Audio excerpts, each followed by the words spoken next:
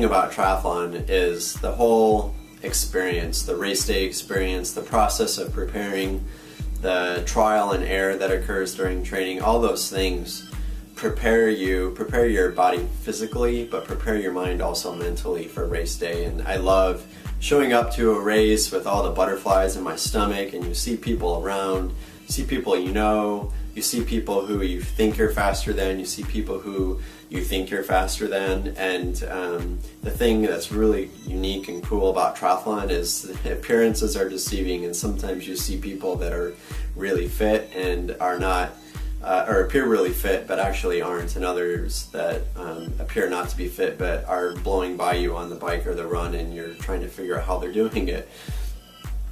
I just really enjoy the atmosphere, the environment that is there, the camaraderie that you feel with other athletes. Even though I'm a very competitive person and I like to try to do as best I can, I'm still trying to beat the person that's next to me. And but there's also this mutual respect, because we all know that we're not as good as we can be alone. So having our competitors there pushes us to a higher level. Our ability to prove ourselves, or our ability to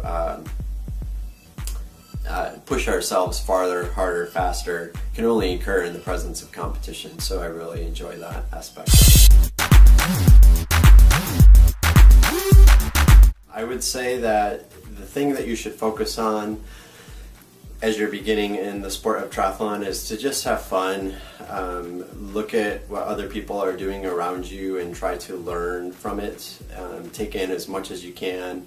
Smile, enjoy the day, enjoy the race day, enjoy the process of training. And I would also suggest that you get yourself into either like a triathlon club or a master's swim team, some group of people that have experience within the sport, and they can help guide you along the way. The absolute minimum gear that you're going to need to participate in a triathlon, it's actually, even though triathlon is a very gear intensive sport, the minimum that you need is actually pretty low. So you're going to need a swim cap that is generally provided by the race venue in order for safety, so that they can see heads if they were to go below the water. You're going to need a pair of goggles. You may or may not need a wetsuit depending on the race day temperature of the water. And there are USAT rules that govern that. If it's above 78 degrees, I don't believe you're able to wear a wetsuit. You'll obviously need a bike. You'll need a helmet and a pair of running shoes. And then in terms of clothing, what is most useful, I think, is to wear a triathlon kit. So that will entail a pair of triathlon shorts. They're spandex. They have a chamois in them for comfort while you're in the saddle, although it's way reduced from what the chamois, a type of chamois that you'll find in, for example, a pair of cycling shorts. If you try running in a pair of cycling shorts, it feels like you're wearing a diaper. It can be done, but the other thing that triathlon specific shorts provide is an amount, they don't absorb as much water. So if you were to wear a pair of cycling shorts in the water, all that moisture will get sucked up into the chamois, whereas the chamois in a cycling short, or excuse me, in a triathlon short they don't absorb as much water, so it becomes more comfortable. The other thing is a racing singlet. I prefer a two-piece, so there are some triathlon kits that are a one-piece, which are actually really good for shorter course racing. If you're going longer, I prefer the option of the two-piece, just because it provides more flexibility and comfort, and when you're going longer, that's a huge piece to consider. But some sort of tight-fitting triathlon jersey. I like pockets and a zipper. Not all of them have it, some of them do. See what's comfortable. The final piece of equipment, I think, that should be required just from a safety standpoint, but also comfort, is a good pair of sunglasses. They will protect your eyes from the wind, dry your eyes out. Wind will tend to dry your eyes out when you're cycling.